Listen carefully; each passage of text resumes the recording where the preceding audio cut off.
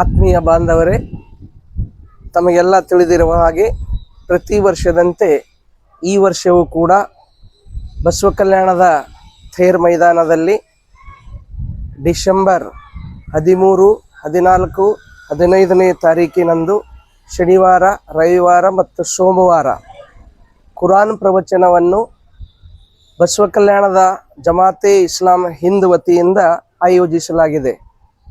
ಇದಕ್ಕಾಗಿ ಕುರಾನ್ ಪ್ರವಚನಕ್ಕಾಗಿ ನಾಡಿನ ಪ್ರಖ್ಯಾತ ಪ್ರವಚನಕಾರರಾದ ಮೊಹಮ್ಮದ್ ಕುಯಿ ಅವರು ಆಗಮಿಸುತ್ತಲಿದ್ದಾರೆ. ಹಾಗಾಗಿ ತಾವುಗಳು ಬಂದು ಈ ಪ್ರವಚನವನ್ನು ಆಲಿಸಿ ಭಾಷಾ ಬಾಂಧವ್ಯ, ಸಾಮಾಜಿಕ ಬಾಂಧವ್ಯ, ಧಾರ್ಮಿಕ ಬಾಂಧವ್ಯ ಹಾಗೂ ಸಂವರ್ಧನೆಗೊಳಿಸುವುದಕ್ಕಾಗಿ ತಮ್ಮಲ್ಲಿ ಕೋರಿಕೊಳ್ಳುತ್ತೇನೆ.